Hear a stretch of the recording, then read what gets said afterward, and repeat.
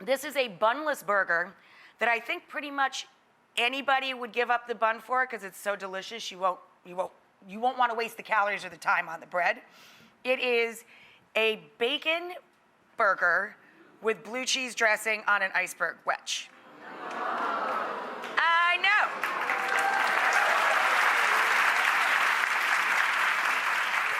Whenever you are cooking burgers, in this case, I'm going to douse my ground sirloin, 80-20, 80% lean, with some Worcestershire sauce. I love Worcestershire on beef or turkey burgers.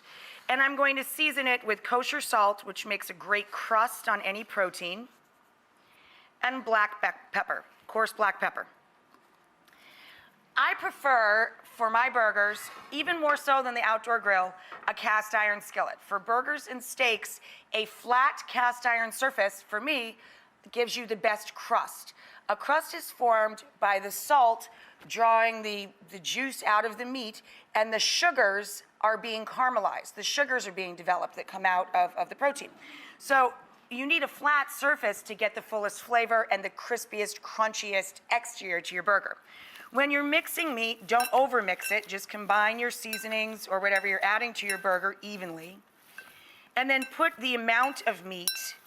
These are bunless burgers. We're doing half pounders here, 8 ounces per portion. You can make them a little smaller if you like. And we're going to form the meat back into an even mound. That's so we can score the meat. When you're making patties, you want to score the meat so that you know when you grab the meat, you're grabbing equal portions.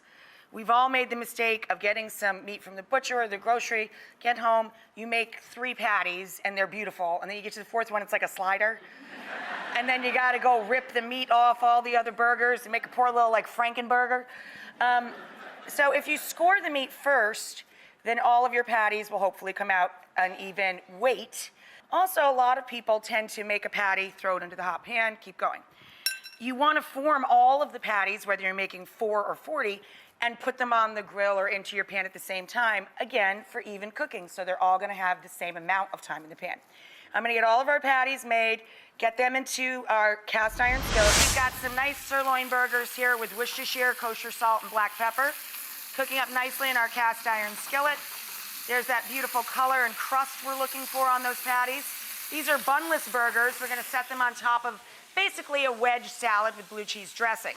So for the blue cheese dressing, we're basically gonna make a ranch and add blue cheese to it. So for the ranch, we start with sour cream, or you can use a full-fat Greek yogurt, very tangy and delicious as well. And then you're gonna thin it with buttermilk, which is skim milk. If you don't use a lot of buttermilk in your cooking, you can thin it with heavy cream or half and half if you prefer. But I love the flavor and the tang of buttermilk. And we always use it in pancakes and chicken and for fried chicken, so I never have a problem using it up. Little splash of vinegar. I just have white distilled vinegar. Little dash of hot sauce.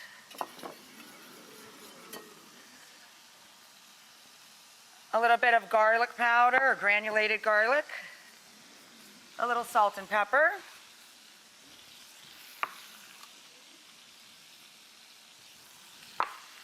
I've got some minced chive. And of course, the ranch buddies, right? The threesome that are always together in ranch dressing are chive, dill, and parsley. So I'm gonna mound my fresh dill and parsley together. Remember I was telling you my favorite smokehouse, Oscars, they make that great bacon. They also make smoked blue cheese that I'm obsessed with. They ship if you wanna try it, by the way. But you buy your favorite blue cheese crumbles or smoked blue cheese and crumble up about a cup of it. And sort of like the bacon, I find if I'm around cheese, I tend to eat some of it too before it goes into the bowl. So you might want to crumble up an extra quarter cup or so for yourself. I'm just being honest. All right, all of our fresh herbs go in, and then we stir in all the blue cheese. I don't know why that turned me into Cookie Monster, but apparently it did. Oh, cookie. Okay, now for your iceberg lettuce, when you're working with iceberg, you give it a whack and pull the core out, just like that.